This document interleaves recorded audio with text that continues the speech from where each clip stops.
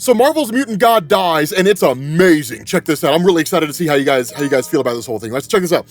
What this does here is this initially opens up with Hope Summers and Exodus. Now, here's the thing to understand here.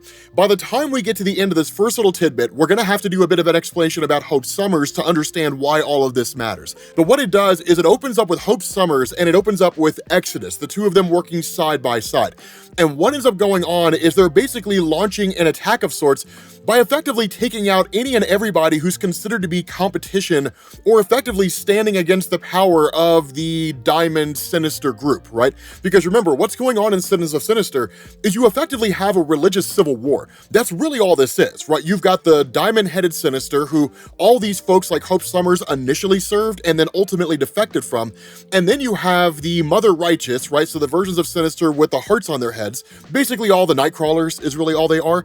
And then you have Storm and her Brotherhood of Evil Mutants. But everybody's just kind of trying to live, right? And so what goes on here is Hope Summers, as she's given to us, is pretty dark and pretty sinister, which is really interesting given the nature of her character. But what they do is that by traveling around and eradicating competition, they ended up targeting the combination of the Kree and the Skrull empires, which have long since been unified. And that what they do is that in this attack, they blow up the entire world. Now, this is probably one of the coolest things that Marvel's done with regards to the X-Men. That's why I love this idea of creating different mutants by merging different powers together. So what they have here is what's called an L-bomb. And an L-bomb, as it's described, is a 4-gift chimera. It's unstable, so they're stored in a Tempest stasis vault until they're needed. Anyone with Lila Cheney's gift can teleport to anywhere they've been in the universe. And when they get my psychic imprint of the destination, they're good to go. The L-bomb arrives, and the other 3 gene payloads kick in: Firestar, Leland, and Micromax. Now, here's the benefit of this, right? So each one of these people that we're talking about here all have a very unique power that when it's combined is just catastrophic. So Firestar is literally just a walking nuclear reactor, right? Leyland had the ability to manipulate gravitational mass. Those of you guys who remember the old Phoenix Saga, the Dark Phoenix Saga back in the day, when the X-Men confronted the Hellfire Club, and you had that guy who was just kind of like, he looked like a really fat dude, that's Leland, right? He could manipulate the gravitational pull of objects and make any member of the X-Men, or even all of them, feel heavier than they actually are. And Micromax is basically a mutant that has the powers of Hank Pym, right? He can shrink and he can grow. By combining these things together, right? Nuclear fusion, an increase in gravity, and growth and shrinking, what does that give you? It gives you a nuclear explosion on a planetary scale, big enough to wipe out an entire world. So quite literally, the L-bombs are the result of the mutant population fusing powers together to create a nuclear bomb that can not only detonate using the powers of Firestar, that's the whole basis behind it, but using the gravitational powers of Leland can effectively increase the gravitational mass of the bomb, but then with the power of Micromax, expand the explosion outward. So it's kind of nuts. They basically created a bomb that can blow up worlds, and that's what Hope Summers is doing. She's just traveling around the cosmos, eradicating entire worlds and wiping out whole civilizations. More so than that, one of the things that she talks about here, at least when she's having this conversation with Exodus, is she says, I don't clone well, right? Only one of me at once, it seems. Sinister said something about it being a similar problem with Jean. Now, what she's referring to here, and this is one of those where if you don't know the history of the X-Men, it's lost on you. What she's talking about here is Madeline Pryor. So way back in the day, in the aftermath of the Phoenix Saga, and even partly leading up to the Phoenix Saga, that Sinister had come to the realization that if Cyclops and Jean Grey were to ever have a child, that child would be astronomically powerful. One of them was Rachel Summers, who came from Days of Future Past and eventually became a host for the Phoenix.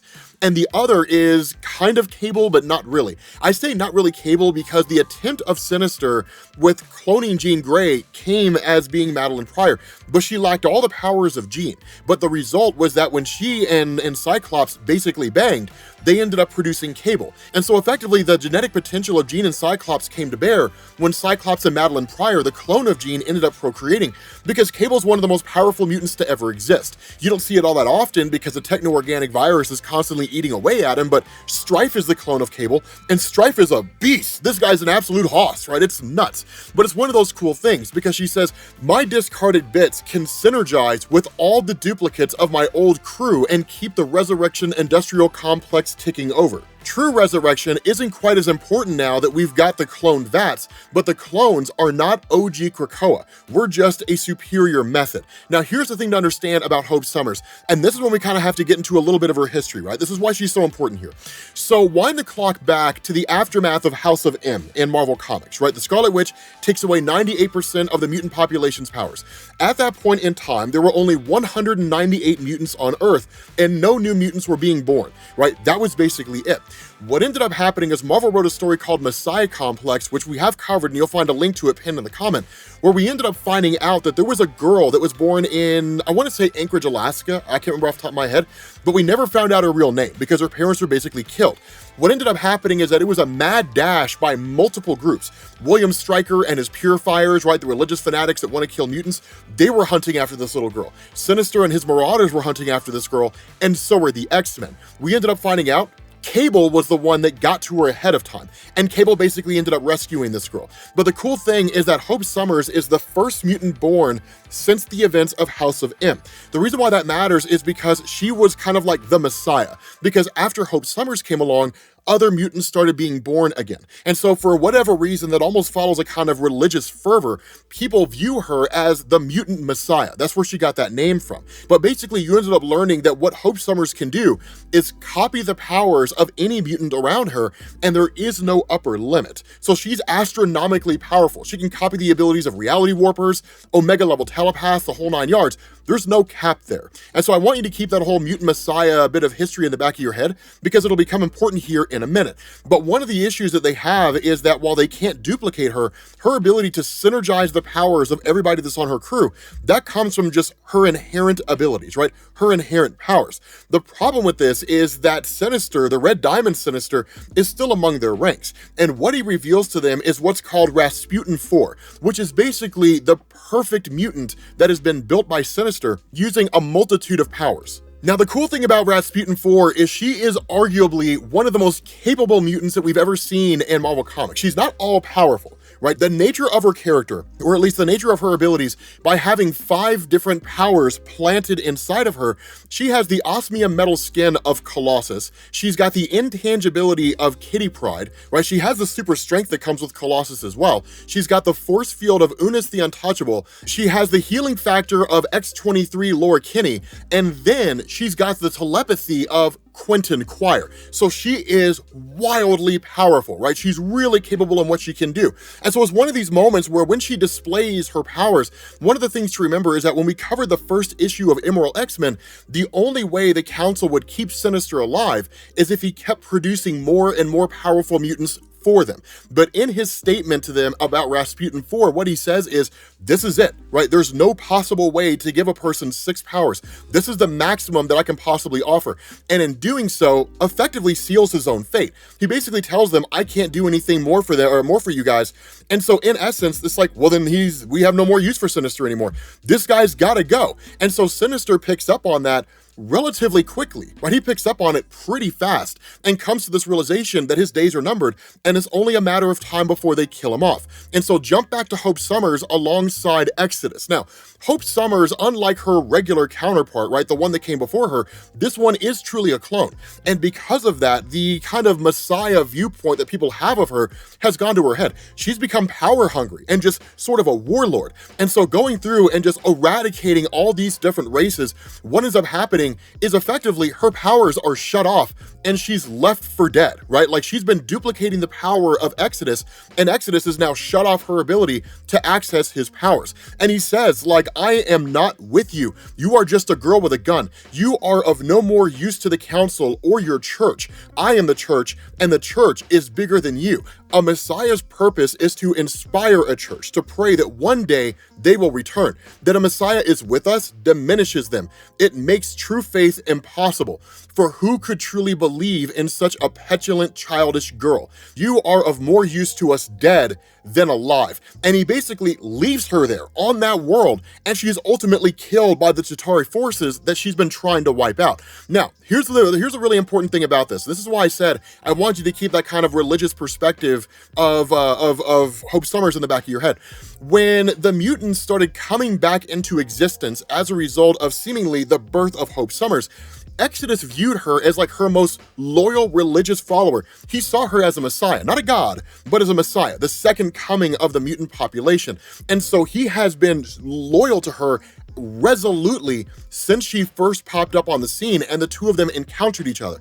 What's so important about this is that despite him saying things like, you know, the Messiah needs to have a person that's prophesied to return and yada, yada, yada, the truth about it is he has no more faith in her. He doesn't believe that she's the person she's supposed to be. And so leaving her for dead, right, saying that you are more used to us dead than you are alive, basically says that people are losing faith in you. They're losing faith in what your church stands for, but I will take over for that. I will preach the gospel. I will make up stories about how you perished, and one day you shall return for all of us and lead us into a better future. That kind of a thing, right? So it's probably a mad power grab, but it's cool. The funny thing about this is that things are going to go sideways for Exodus fast, right? Now, following that, you jump back over to Sinister when he's having a conversation with Rasputin, and what he says here is, in effect, he screwed everything up. He even goes as far as telling her about like Krakoa, right? That in the early days of Krakoa, when he sat on the Quiet Council and Krakoa was first formed, it was a lush garden. It was a beautiful place.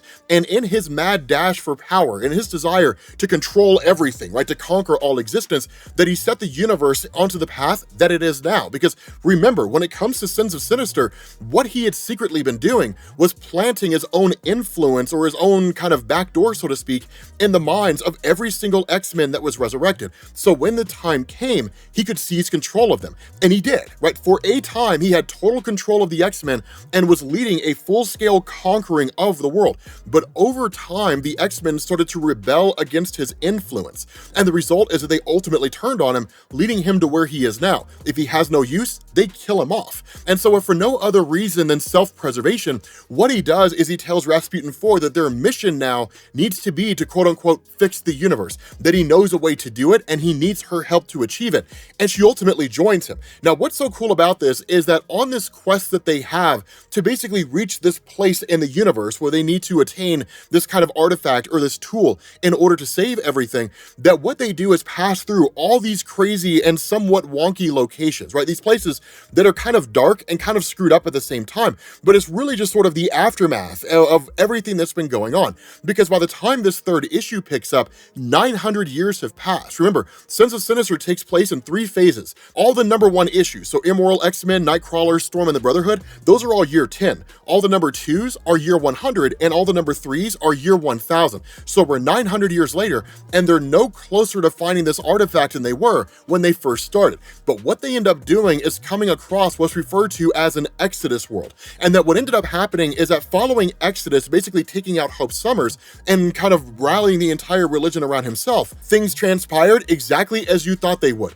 It turned into a religious civil war, that you ended up having people who were basically decrying the influence of Exodus. And so as opposed to Exodus being this singular, uber powerful person that we know, what ended up happening is that by whatever manner and whatever means, basically each one of these Exodus worlds is their own religious sect, and that they have their own version of Exodus that is their kind of protector. And so what happens is that when Rasputin IV gets to this world, and she's able to attain this artifact, or at least read the minds of the various people who are here to find the location of this artifact, she accidentally wakes up one of the Exodus. Now, of course, she teleports away, but in this Exodus making its move and leaving the world, what it does is it violates the treaty among all the Exodus worlds that all agreed, you stay away, we stay away. You stay on your world, we stay on our world, and that's it. By basically violating it, now war is on. And so ultimately the entire civil war kicks off, and all these Exodus armies and all these Exodus religions start waging war against each other. Now, we don't get to actually see how it plays out, which kind of sucks, because to be honest with you guys,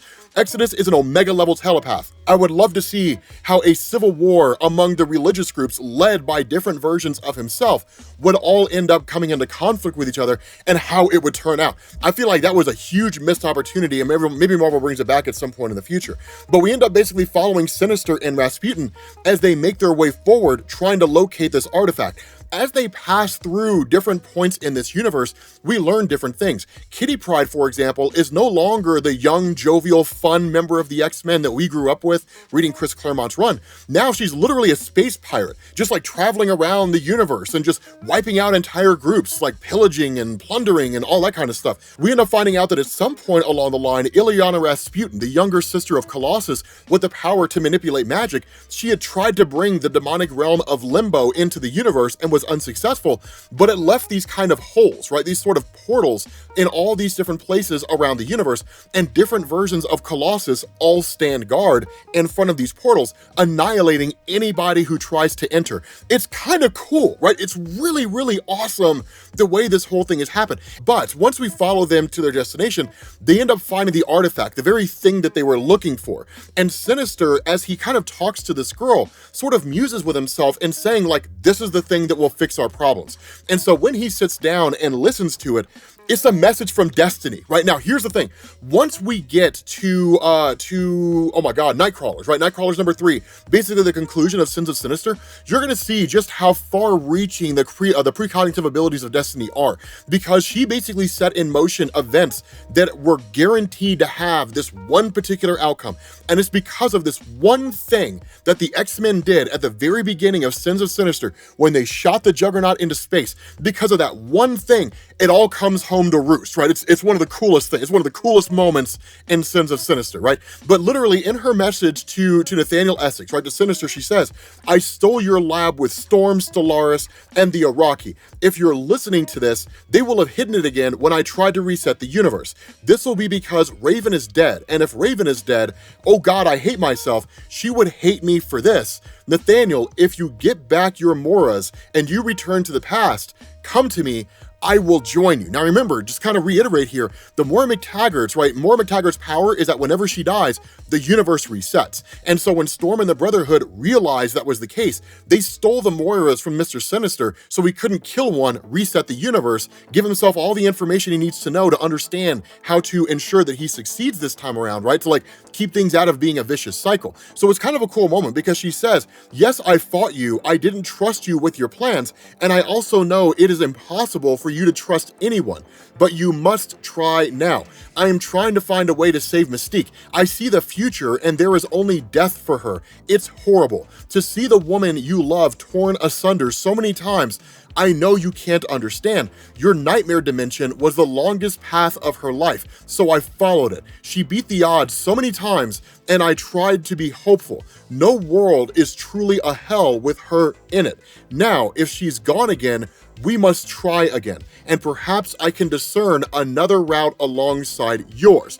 It's a really cool moment because, again, this recording comes from 1, before Destiny died, and 2, before the death of Mystique. But remember, the only thing Destiny cares about, the only thing that matters to her, is that her and Mystique have a life together. That's it, right? She would let the world burn. She'd let the universe set on fire if it means that her and Mystique could find a way to live a life together. But once Mystique is dead, the response of Destiny is, then all bets are off, right? If allying myself with Sinister and telling him where the Moiras are so he can kill one and then reset everything, if that's the price that needs to be paid in order for myself and Mystique to have a life together, then I will doom a universe to do it, right? So it's really cool the way this happens.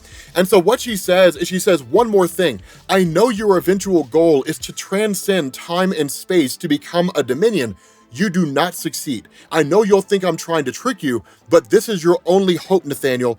Give up. Now, that's one of the things to keep in mind, and this all went back to Jonathan Hickman's initial run on the X-Men, House and Powers of X. If you guys recall, during that story, we had what were called the post-humans. Basically, this idea that humanity kind of merges itself with a cybernetic organism, right? Humanity becomes cyborgs, and then at a future point in time, the Phalanx would show up to Earth, having traveled to so many different worlds. And if they deem that world technologically advanced enough, it merges with the Phalanx. That's what the post-humanity landscape was looking for, which of course would lead to the eradication of the entirety of the mutant population. Sinister wanted to beat him to the punch, right? He wanted to attain this absolute, this astronomical level of power for himself. And so that's always been his goal. But her telling him, you will not achieve your goal, you will not get to where you're looking for, then the only real option Sinister has is to say, okay, fine, then we have to wipe out, we have to kill one of the Moiras and reset the universe. Because Destiny's precognitive abilities are not to be defied. And even Sinister himself, despite his vanity,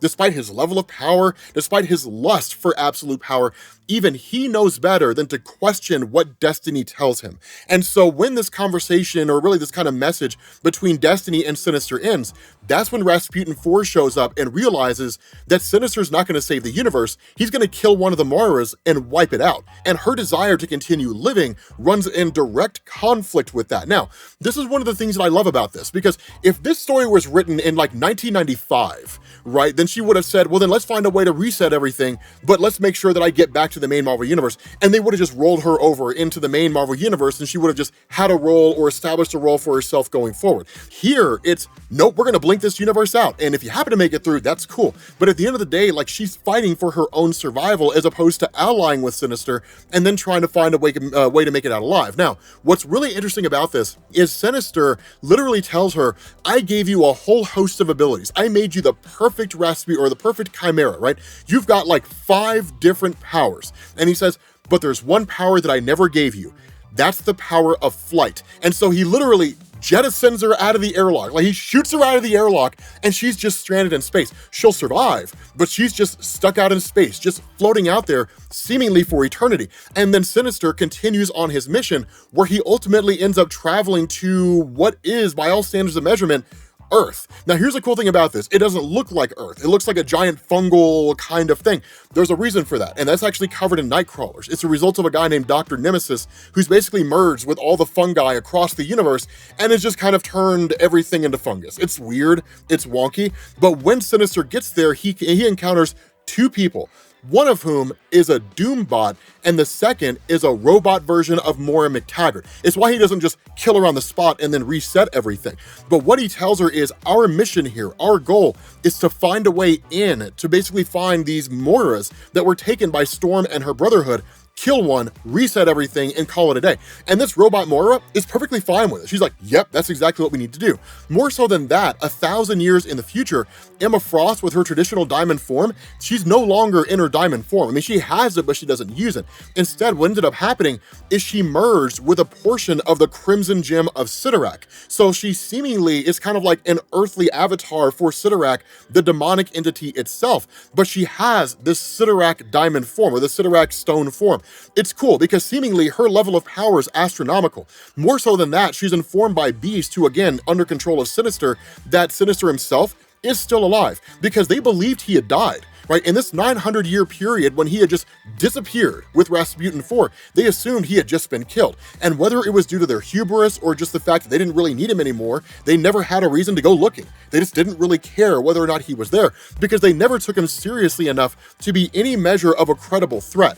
And so what ends up happening is, jumping back with Sinister, he travels back to the base of Storm and the Brotherhood of Mutants, who basically have been operating without Storm seemingly ever since she died. And of course, he's met by John Ironfire, who was the second in command to Storm. The problem is that, of course, Ironfire is a lot older than he used to be, and in this conversation with Sinister, Sinister literally says, I'm trying to find the Moiras and all that kind of good stuff. But before we actually find out what happens there, we jump back to Rasputin for her to be met with a telepathic communication where a person pleads with her case, right? They literally tell her, I understand where you're coming from. You seem to have gotten yourself in a pickle. You have been played poorly, my sweet thing. The man who did you dirty is running here and there, free and all naughty. I should ask you what you most regret, but it's written all over your shiny face. You regret trusting him. Do you want revenge? And the response of Rasputin is, more than anything. And the person says, good. Then the real question is, do you want to make a deal? And so seemingly, everybody's gunning after Sinister now. And all this is going to come to a head in the final part of this whole arc, which is amazing because what's going to blow your minds, in the video that we get to when we cover the Nightcrawlers, we're going to see Galactus. With that being said, guys, we're going to bring this video to an end. Thank you all for watching, and I'll catch you all later. Peace.